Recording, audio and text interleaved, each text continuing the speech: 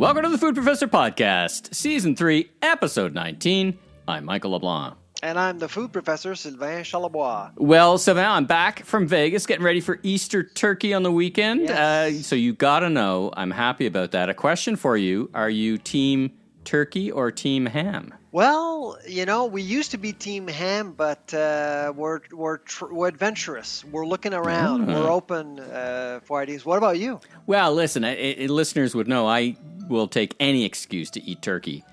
So it is all about turkey. My wife doesn't actually like ham. She doesn't mind pork, but she doesn't like the taste of ham. So it's kind of out of the range anyway. Listen, very special guest on this episode, Jake Karls, co-founder and Rainmaker of Midday Squares, Forbes 30 under 30, Quebec-based entrepreneur. I mean, his and his partners are on their way to creating a fourth major chocolate bar company. What an interview. What a journey they're on.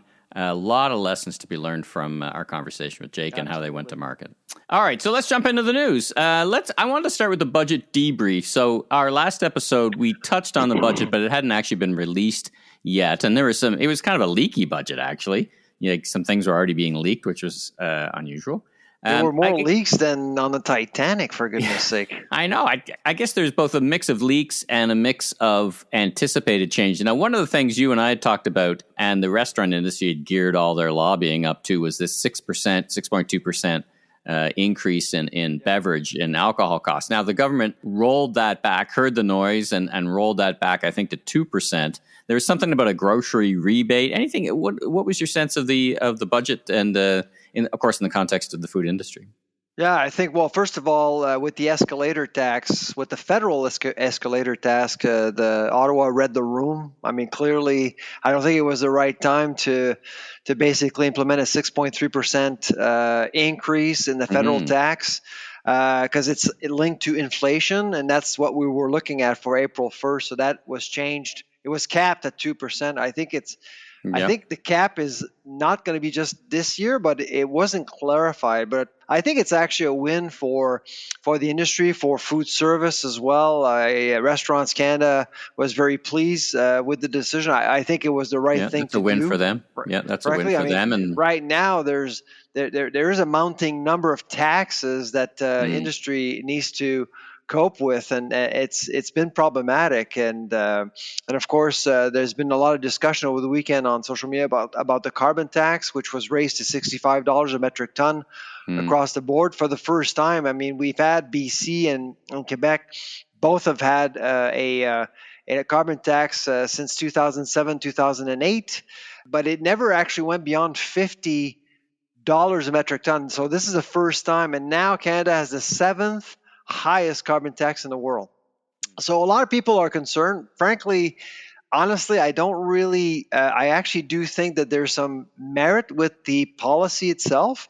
But when it comes to the food industry, I've always been uncomfortable because you're playing with fire a little bit. You could compromise some of our food security, some of our food affordability. I think the environment is an important issue, but and we're marching closer to a carbon tax of $170 a metric ton, and I don't think anybody really looked into the numbers and see exactly how processing, farmers, everyone else actually would be impacted. Now, gladly, Bill C-234 passed Parliament last week, so that was very good news. Yeah, with no help from the Minister of Agriculture. So with allies like that, the farmers got to be wondering who's got their back. Yeah. I mean, with the entire Liberal Party voted against it, including the minister. Actually, except for four Liberals actually did vote in favor of the bill. So you could have seen the Ag Minister vote in favor of the bill. I don't think there was any party restrictions there. So you got to wonder what's going on here. I mean, clearly Bill C-234 is intended to help farmers cope with the carbon tax. I mean, when you actually have to dry propane and heat your barn, there aren't many options right now. So and just for the listeners, we should just touch on it that bill, because we talked about it in previous episodes, exempted farmers and certain farming communities from that carbon tax entirely, or from the increase of the carbon tax. Which was it for that bill? It would be for entirely, basically. Now it has to go through Senate, and because it's a it's a private members bill. Sessions in Senate can last forever. By the way, there's no time limit. Just so you Yeah, know. So yeah, there's yeah, so yeah. it's not a slam dunk yet. But Yeah. overall, there was no mention of the carbon tax in the budget. Although there's some massive investments in clean tech, which is likely going to help. Yeah. But the grocery rebate, I don't know what your thoughts are about the grocery rebate, but I thought it was, my goodness, uh, just playing with words, a cute name to give to an amplified GST rebate program. That's really what it is. You're just basically sending money to people. They don't have to spend it on food. It's 11 million people getting extra money. Are you Yeah. actually going to help people?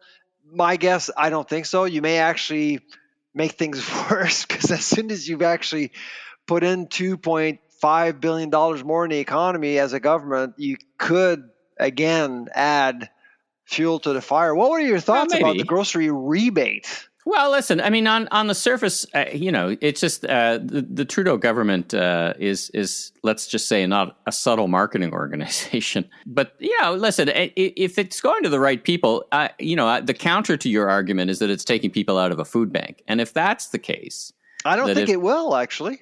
Why not? Isn't it allocated on?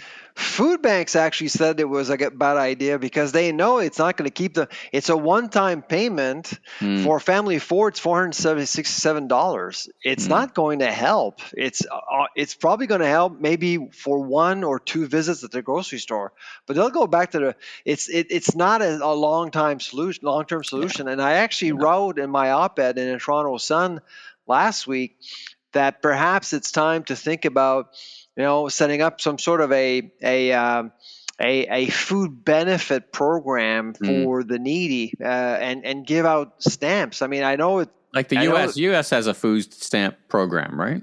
And it's worth billions of dollars. I mean, I must. It's not going to cost just $2.5 billion if you set up a program like that. But here's the deal: like I lived in the U.S. for 6 months last year. When people got stamps, they go to the grocery store to use them, and that's it. That's the only place they can go. And you can't buy just anything. You can't just buy chips and beer. You have to buy specific products that are healthy for you. And when you're thinking about the local economy and supporting our farmers and things like that, perhaps it's time now to think about a program like that. I don't know, like with an inflation rate at 10%, you got to start thinking outside the box here, and not just send money for a one-time payment. I think I just thought that Ottawa was playing a dangerous game here. Maybe it's the next version of the what was it? There's some programs for dentists and dental programs. Maybe that needs to be the next thing. It's funny that America has food stamps, but we don't. If you think about it, if you think but about it, as you know, it's part of the Farm Bill. So it's ran. The food stamp program is ran by the USDA, and when you look at Ottawa's pecking order versus Washington's pecking order, the FDA and USDA are up there. Ag Canada is right down here. It's just not influential. That's the problem. Would you give billions of dollars to Ag Canada to run a food stamp program? I wouldn't. Not based on what we've seen with other things that they've been involved in at this point. I wouldn't. That it's a clout thing. So I suspect that if it would happen in Ottawa, it would be given to the Ministry of Families and Citizenship. But it would be. That's why I've always believed that perhaps it's time to start thinking about creating a Ministry of Food specifically, not just ag. Yeah. Food. That's actually an idea that Christian Hebert brought up in our interview with him. He said, That's listen, right. If you wanted to have a stronger presence, just get away from calling it farms and people will care more. It's food. It's all food. I get it. And I've always believed that it's time to do that because it would bring more attention to food in Ottawa, connecting both ends of the food continuum, including farmers who are, I would say, completely misunderstood these days. Well, let's move on to this survey you've just released. You released a couple of days ago. A new survey. Majority of Canadians distrust grocers, but do blame other factors. Here's the thing, Mike. you saw surveys, right? People hate grocers. But the questions asked by pollers were very simplistic. They were asking people, do you believe that grocers are gouging? Yes or no? It was a Pierre Poilievre question, yes or no? And of course, people said yes. What we did was identify what you think is the main factor driving food prices, and it's not clear cut. You saw results, right? Yeah, it's not that clear cut. I mean, I'm looking through the results. I get a lot of questions for you. So, first of all, you did this. It's Dow and Cattle, your partner, did this together. So that's the sponsor. Just so we're clear on who's behind this research. Just the research agency and yourself, basically. Let's see, the highest in the province, 51%. Actually 52%, 51.8% in Nova Scotia. Believe the grocery chain is gouging is the main reason. Now you're based in Nova Scotia, aren't you? Maybe they're listed to you a lot on the media. I should move. No, but seriously, Michael, I wasn't surprised because every time I went on air here, when I gave interviews to radio stations here, I've always open lines. Yeah. People were calling in saying I'm wrong.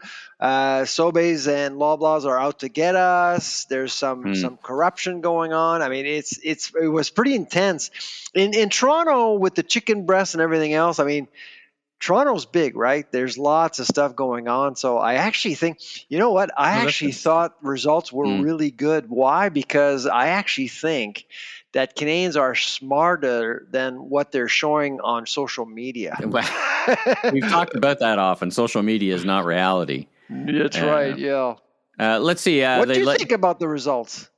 Well, I thought it was interesting. Here's the number that jumped out at me right away. That I think it was 35% of Canadians were actually paying attention to the testimony. Who listens to that stuff? Who listens to that stuff? I mean, 35% of Canadians watching parliamentary testimony. What the hell is going on? That was weird. Yeah, it was weird. I mean, either that's an anomaly or it's just an indicator People have nothing else to do. There was nothing on that night. I watched it. I was transfixed, but I'm in the industry, right? I'm not exactly consumer. But my wife was watching it with me as we were making dinner, actually, and she was quite interested in the whole thing. So your wife? Really? Yeah. We were watching it. Now, part of it is because she knows I know all the players and she kind of puts a name to a face, and she had her own opinions. Thought they presented themselves quite well. I thought so too.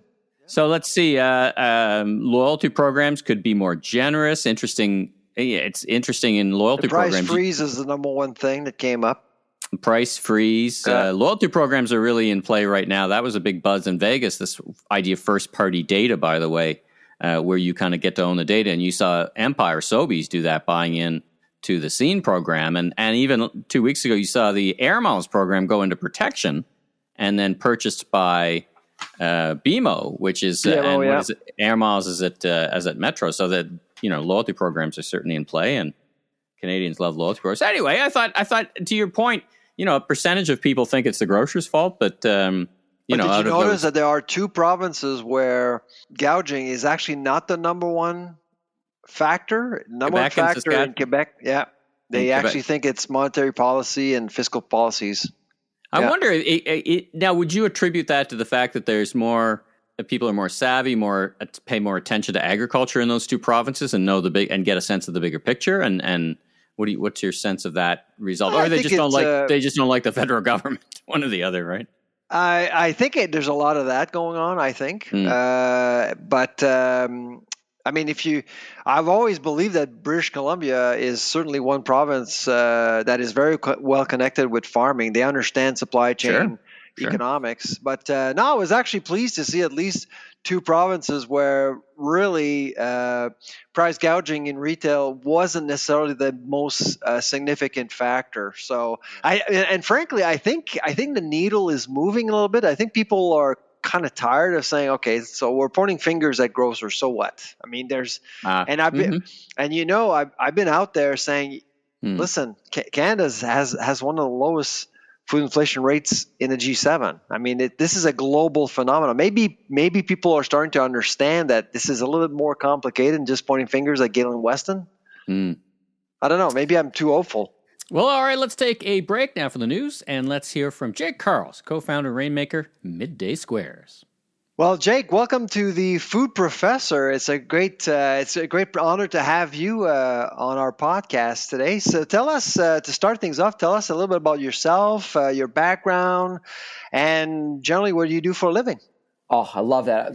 I'm fired up. First of all, thanks for having me. You know, y'all are great energy. Just had a good conversation with you guys 5 minutes before, so fired up. But for me, I've always been the class clown. You know, that's who I am.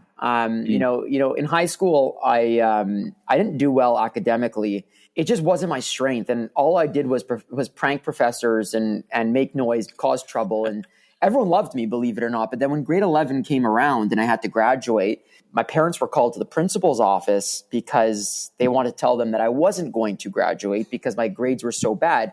And in that moment, I realized I was no hero anymore.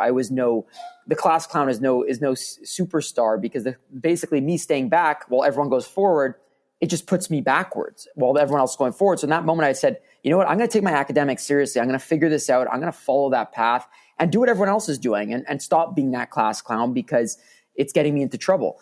And I remember I went to Marinopolis College after that, studied business, took everything so seriously academically, but I wasn't being authentic to myself. You know, I was kind of going out there just doing it for the sake of following the herd or following everyone else in my community, let's call it.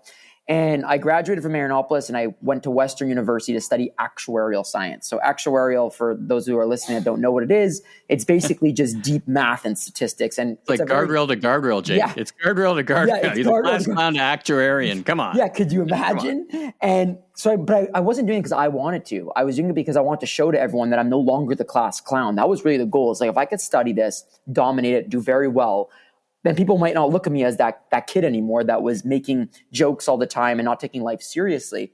And I'll never forget, third year of university, I was doing bad. Like, I wasn't getting good grades, 50s, 60s, maybe a little bit of 70s, which is nice, but mostly the 50s and 60s. And I was struggling. I couldn't do it. I really couldn't. I couldn't give it. And I'll never forget, I watched Shark Tank I think it was the third year I watched Shark Tank, and I saw a guy pitch his dream on a screen. I really watched this individual. He must have been 50 years old. He had 2 kids. He had 3 kids, 2 mortgages. And he looked so free, even though he had so much responsibility and I had no responsibility and I was miserable. And I'll never forget, in that moment, I decided that I don't know what this guy is doing for a living or if his business is going to make it, but I need to try whatever he's trying, because that guy looks like he's on cloud 9, even though his life is so much more strenuous or stressful than mine. And that's when I decided to launch my first business, which was a fitness company. And that did really well. I was basically doing outdoor boot camps on my parents' driveway. And I made a lot of capital doing that. Like, I'm talking like, you know, it was insane at 20 years old, making that kind of money. I looked like a hero again, you know, and my friends in investment banking that were doing that were making less than me per summer. And so I was killing it. I was happy. I was on fire. And then 2.5 years into that, I lost passion for actual fitness. Like, I stopped loving it and it started becoming a chore for me to do all this stuff. And that's when I closed that business and launched a second business, because I was so addicted to the idea of this freedom of entrepreneurial spirits that I ended up launching a clothing business that threw parties on college campuses across Canada. And that was very successful in terms of the story and the brand. But from a business perspective, it was horrible. I failed so bad. I didn't know how to run a business. I lost $82,000. I went bankrupt.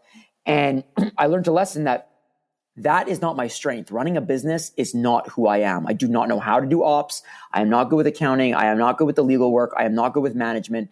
So what I'm really good at is being able to build community and storytelling and build brand. And that's when my sister and my brother-in-law knocked on my door and they're like, hey, we have this amazing chocolate bar called Midday Squares. It's not ready to launch yet. It's about a month away from launching. We've developed the product with McGill. We've done all the work to commercialize it. It's ready to go. We just need a third partner to come in and blow up the brand. And in my mind, I was like, I'm not a foodie, so why would I do this? And I was kind of like, it's time for me to get a job, because I've done 5 years of entrepreneurship. I'm exhausted now. I've had success on one and failed on the other. My ego's a little bit shot. I feel like I don't know my identity right now again.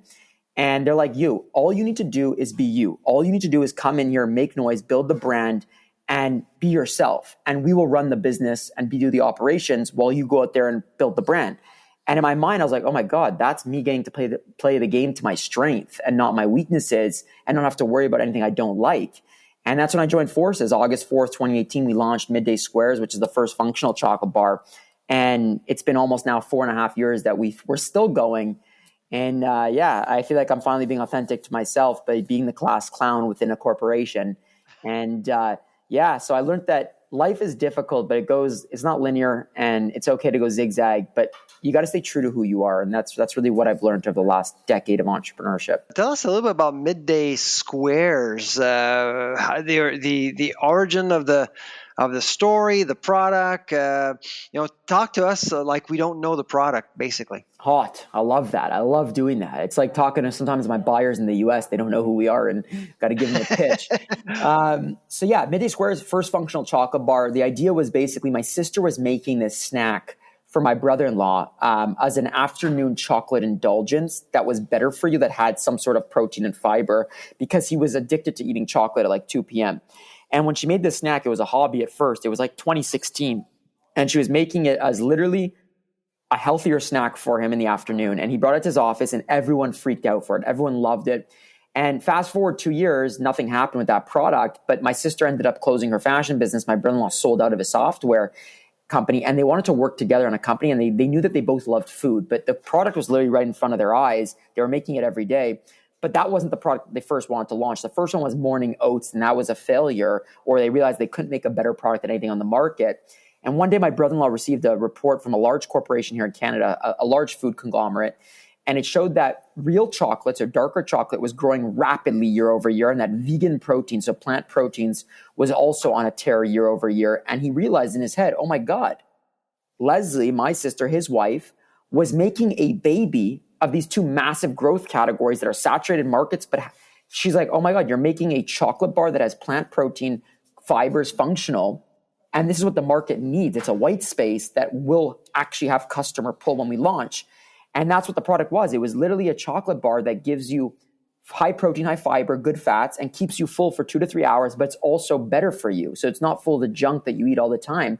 And that's when they came to me and they're like, hey, we need you to help build this brand and make noise. And my first thing was, the food space is boring. You go to the grocery store, it feels like you're buying commodities. And it was such an intimate experience. When you have food and beverage, it goes in your body. And I felt that there was not that many brands doing a good job on creating an emotional connection with consumers. Well, you go to a cosmetic store or you go to a store like Nike, and people feel something deeply with the brands. They're so excited about the brands. They want to be part of the brands. They want to talk about them on social media. They'll pay any premium on the products because they're like, oh, I love being part of this brand. But yet in food, everything was based on price and function. So commodity-driven stuff, rather than, hey, this is a cool brand. I love them. I'm going to support them. And I love their product because it's a good product. So I felt that was missing. That was my role, to come in and kind of deliver that. And what we did to deliver that was simple, was we created a reality show on how we're building the business, showing the good, the bad, the ugly of building this chocolate company. We saw several videos of that. Yeah, so that was my idea. Very interesting. That was my big pitch to them when I first came on. I was like, guys, we'll take the best of the Kardashians, mix it with Shark Tank, and then mix it with like Elon Musk in terms of just like being unapologetic, not the way that he is, but the way that we are unapologetically ourselves. And what that did was it created a emotional connection that made the consumer feel like they were buying from a friend or a family member when they went to the grocery store. So according to the 40,000 different products on the shelf, we would stand bright out like a diamond in the fridge because the consumer knew who we were and felt close to the brand and already attached to the brand before even trying the product.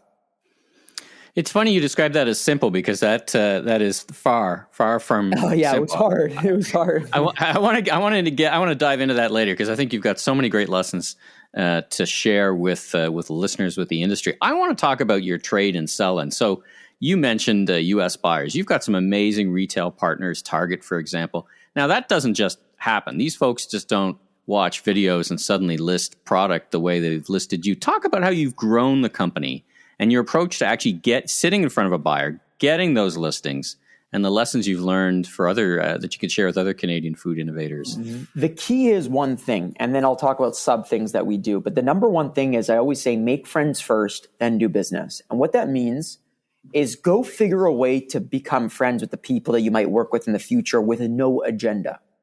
And what that meant was I would go out every day and find people that work at Target, that work at all these places, and try to build a friendship with them. So not ask them for anything, but hey, you guys in the industry, we're in the industry. Let's just connect. There's no agenda here. Let's try to be friends. And if it works, great. And then down the line, if we continue to be friends and then we get a chance to work together, it will be so much better.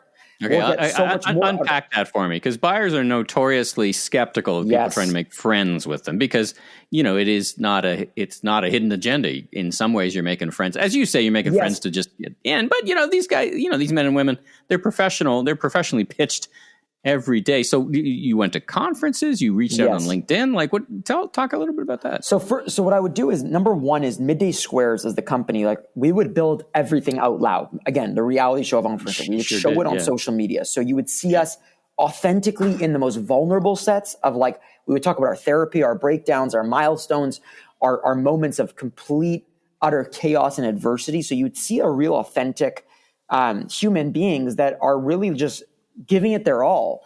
And when you see that, you're like, there's two things you either think about, that this is all a sham, or you think that, oh my God, this is so relatable. This is so refreshing. It's so different to see people in this lens that don't just talk about, amazing things, but they talk about the imperfections, the difficulties, the hardships, the moments where people might feel fearful to share with people. And what that did was it actually got the word out very quickly in the industry, where this company is radically authentic, and you either love us or you hate us. It's actually one or the other. And what a lot of the time is, we'll find the buyers have seen our stuff, seen our content. So when I reach out to them on LinkedIn, or I show up and give a keynote at a conference or go to a trade show, they already feel that energy and they know our energy, and they want to actually be part of that energy. They want to meet and see if it's really the real deal in person. I was just going to say that they want to meet and see if this is real, or if this is all just a manufactured image to get them to sign a PO, right? Exactly. And you've got to be so authentic in what you do without, it's a really interesting approach. Yeah. And it takes time. It's a long game. It's not a short game. And I think that, to give you an example, is they see it online, they come meet us in person, they love it. But then the last and most important part of the whole thing is your product needs to sell. So they could see the data that's publicly available to them on Spins in the US or other Nielsen or any type of reporting that they could see. And if Midday Squares doesn't move product in the stores, even if they love us to all the extent, unfortunately, they probably won't give us a chance, because they have numbers that they have to hit. They have goals that they have to meet. And so one thing that was working really well for us is our brand. We didn't just put it everywhere. We put it strategically in where we needed to be, because we knew we would do well there. So our data and our storytelling from fact-based selling was strong. So you had three ways of hitting them. You had the social media, where they got this energy and this wow factor. The second thing is, when they saw us in person, they actually trusted us. They felt trust and relatability. And then the third thing is we already had proven record of being able to sell. So when we spoke to Target, you said Target, that's one of my favorite partners, and I love them. They're amazing. Is we went through 3 buyers till we got in there, 3 different buyers at the desk, and we became friends with each one of them. And each one of them helped us with the next one.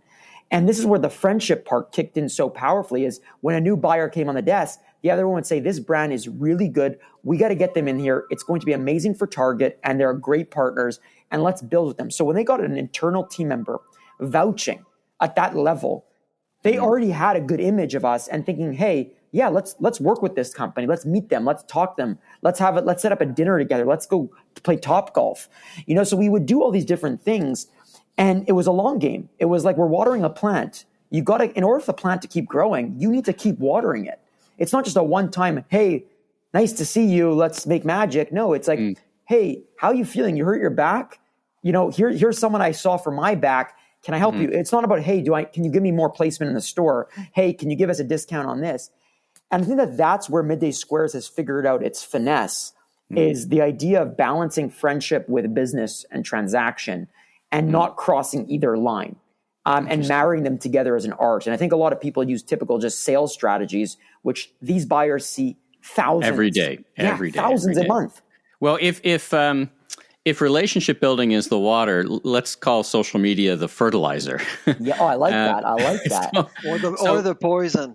Yeah, well, or the poison. Or it can spin on you, right? He's right. Like it can spin on you, man. And like it has. you're very transparent. I mean, if I was if I was a Target buyer, I don't want to keep using Target, but I was a buyer and I'd say, geez, these guys are having trouble making product.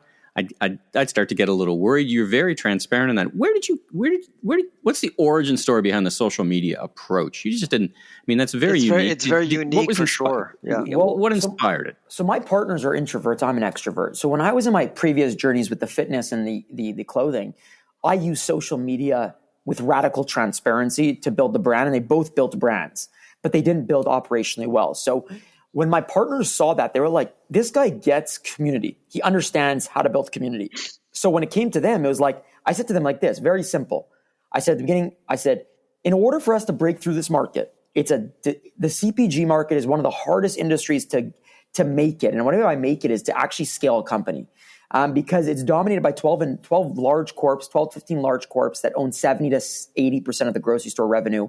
And they have massive infrastructure built from manufacturing to distribution channels to DSD to having team members that could actually fulfill the shelves, right? Everyone else, it's third parties and brokers brokers, which is, you depend on everybody, right?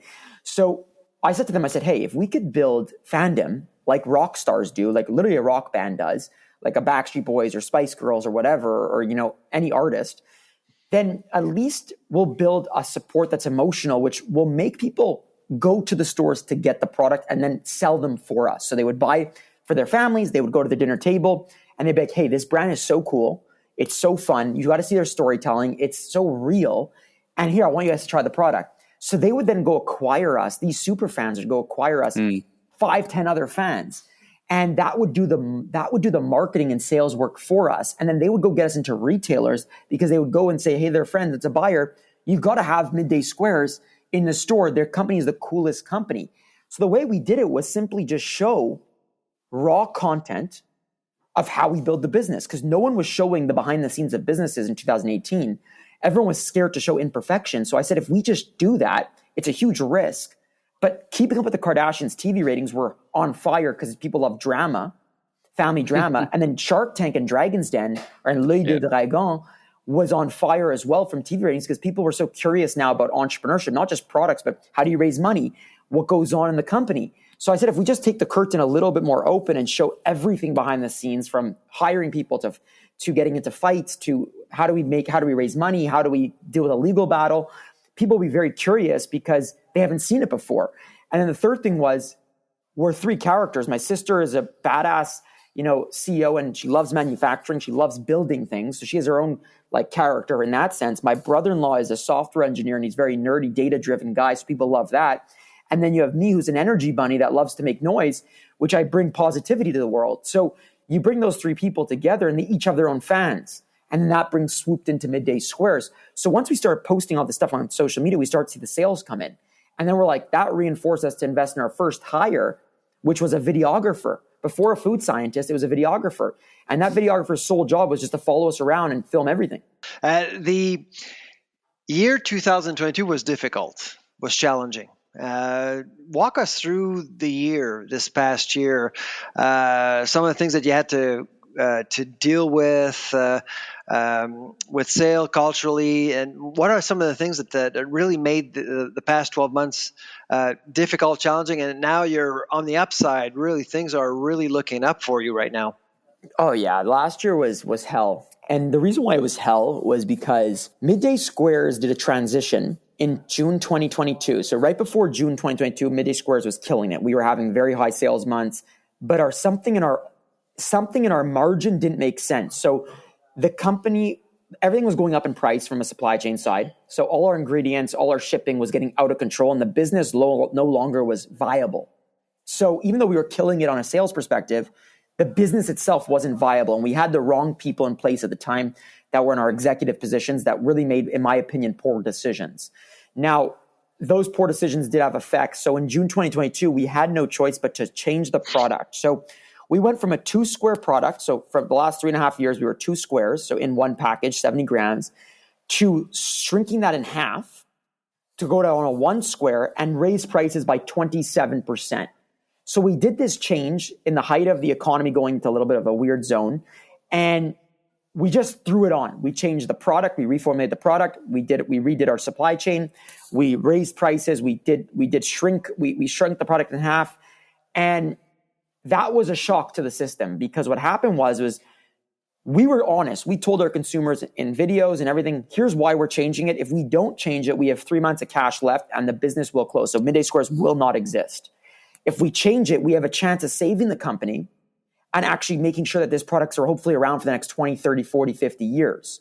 And how we explained it was we explained the intricacies of where our costs went up. So cocoa prices, shipping prices, nut prices, all of these different things. We showed the price increases and how it affects our business. And the consumers actually reacted extremely well to that type of honest transparency of why we did it. Now, when we did that change, our barcode, our UPC code on our package was too small to scan at retail. But when we tried it in one of our stores, it worked. So that's why we bought up 4 million packs of these things. It's a lot of money spent. We were hyped up. We shipped out about 1 million bars right off the bat that didn't scan, or 1,000,005 bars off the bat. And in order to fix that was hell, because basically at store level, nothing was scanning. So people at the cashiers and all the store managers, instead of typing in the number to register it as a Midday Square sale, they would just type in grocery item and it would scan. The problem with that is you would never know the stock levels at the retailers. So it wouldn't trigger as Midday Squares going down in stock. So at Walmart, for example, in Canada, it would say that we have 100 bars in stock when we really had 4. Because so then Walmart's trigger system wouldn't reorder the product because they thought there was 100 bars there. So we were not getting any reorders. We went from doing $1.6 million, $1.5 million months to 470,000. Wow. So that caused an effect where our company was like, oh my God, did we make the wrong decision here? Did we fuck up the whole company by switching the packages? Should we have just raised the prices for the 2 square and kept it 2 square? And then long story short, we couldn't get the product off the shelf. So then we had to just put stickers on every package that we had.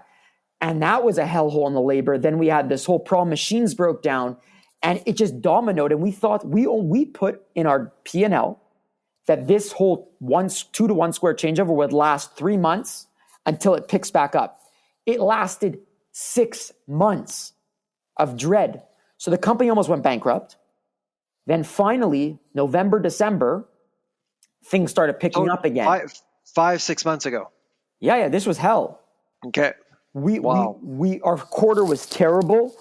And then finally, November, December, things started finally making sense. We fixed the retail issues. We have new packaging put out, new barcodes, that UPC codes that scanned. We got our distributors back on track, because when you do a UPC code change, they erase all the past data. So if they were ordering typically 200 bars for every store because they knew our rhythm and our velocities, they were now treating our new product like an actual new item that had never had sales data, which it didn't, but you knew that we had a brand that actually had things. So they were only ordering 15 bars to put it through. So there was a discrepancy where we would be out of stock every single store. And our customers got livid. They were wild. And in the end, finally, November, December, everything started to make sense. And finally, it was the right decision, because we started to get our velocities back up. Sales started driving back up. We got rid of we changed our entire team on the executive level, 70% of the team on the executive level. And we started to do everything by data. And finally now, January, February, March, you're seeing big wins. And this March was our last, we just did, I think, 1.8 million last month in sales. And, we're getting very close to that 2 million mark. Hopefully the next month or two will be there per month. And that was a big change. But dude, that was a roller coaster of hell.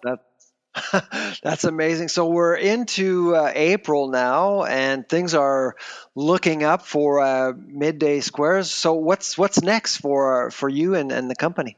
So because we own our manufacturing, that's been a very difficult process. We built a factory over the last 4.5 years, and it's still not fully optimized. So we're still focused on optimization of getting the capacities up, getting the margin to where we need to get it to. So this year is all about getting to profitability. So hopefully by June, latest July, we'll actually be broken even, which is super exciting for the first time.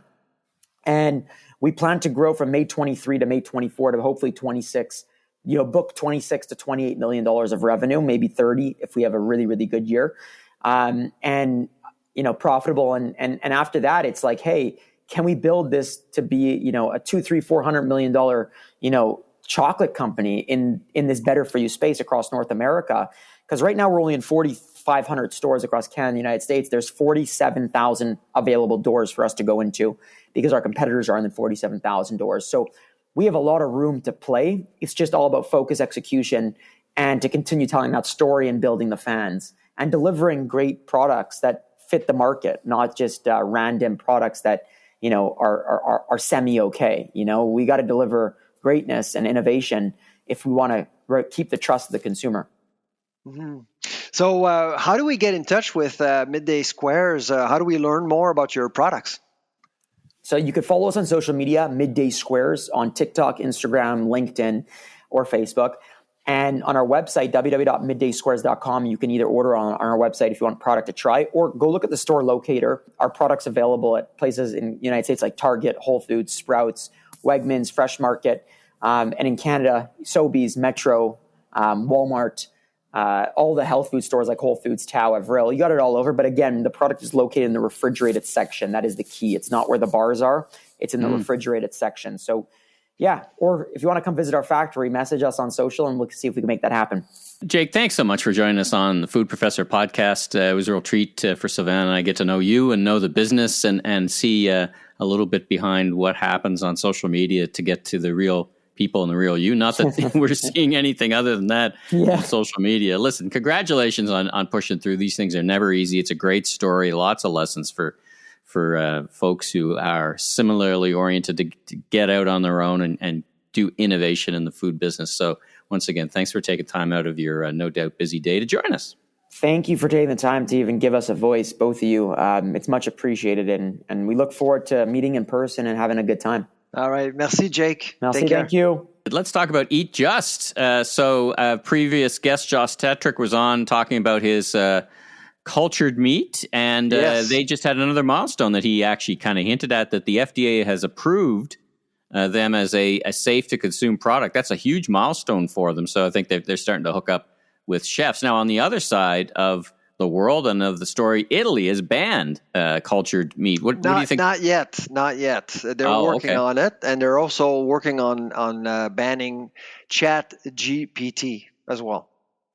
I think they're planning to ban a whole. I mean, this is Italy, right? This week's government, not next week's, this week's government wants to ban. I mean, Italian politics is just amazingly exciting compared to ours.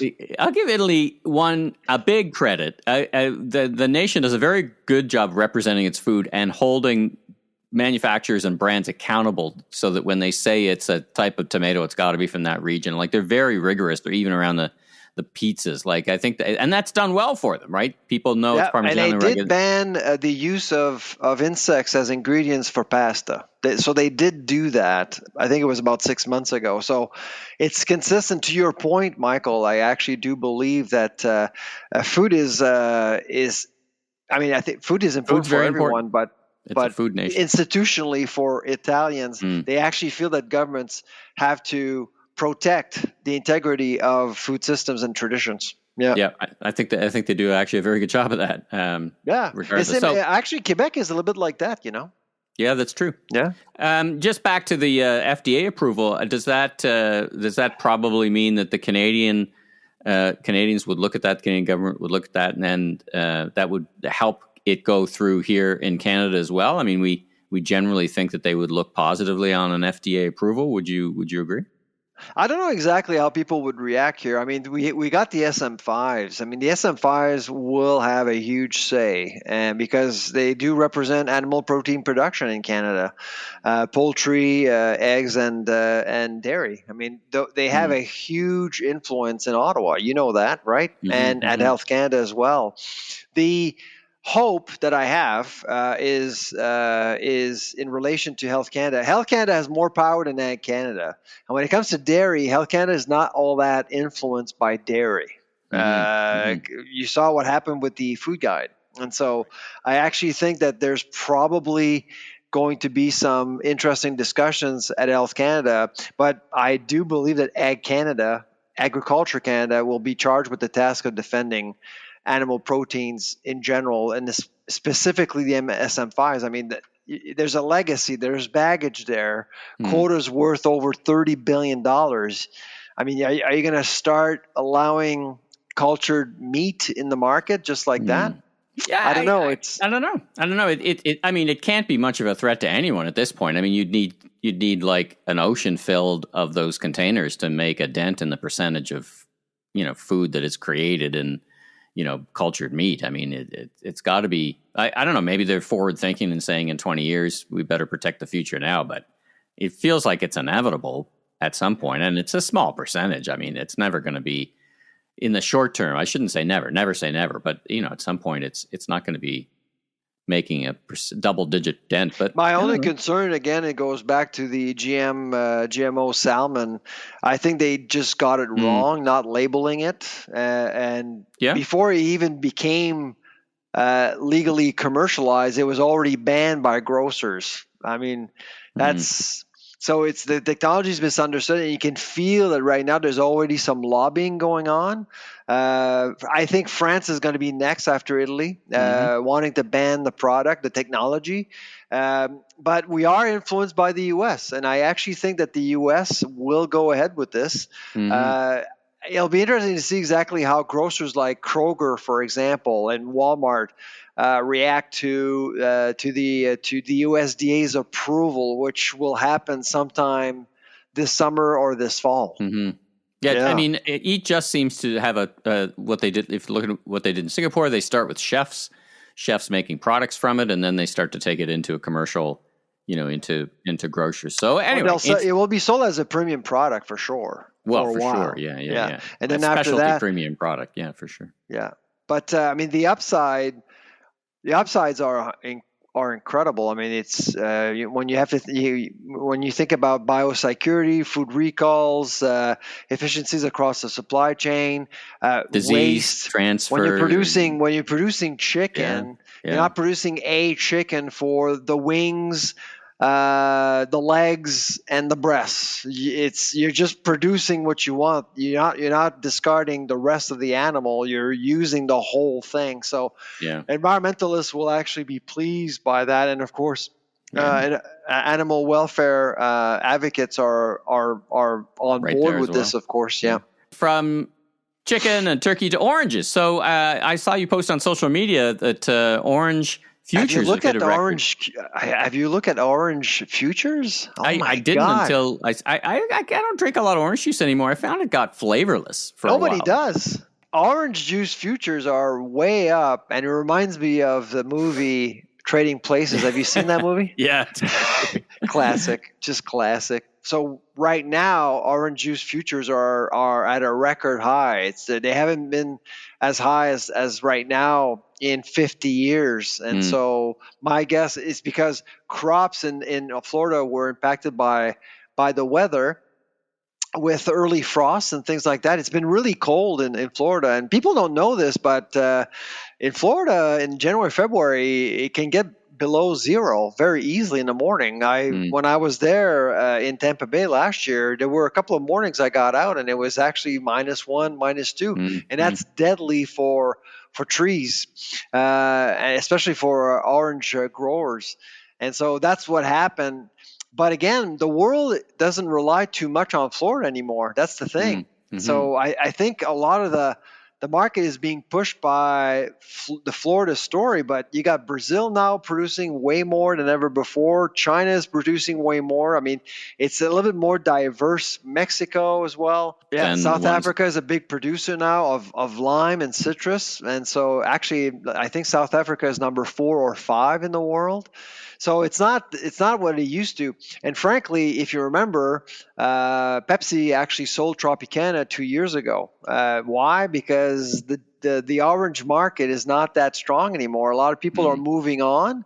Yeah. The older generations are still sticking to orange juice in the morning, but now people are just drinking. Well, first of all, too much sugar is a bit of too much sugar, but a lot of people just don't eat breakfast. That's one thing. Two, the younger generations are interested in other kind of juices like cranberry, blueberry, and if there is orange juice in a bottle, there's other stuff in there.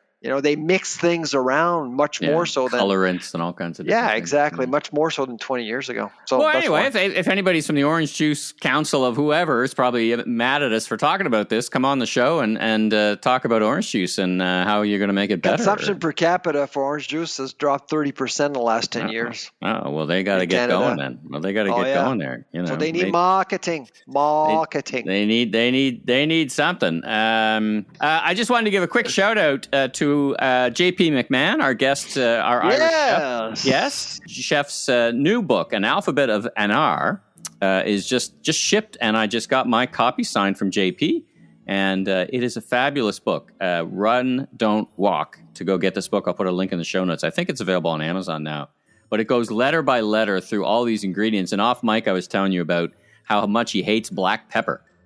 He says, black pepper is just an anomaly. I hate black pepper, so there's no black pepper in this restaurant.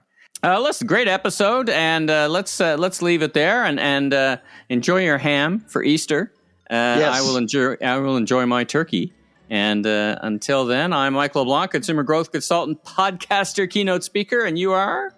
I'm the food professor, Sylvain Charlebois. See you next week, everybody.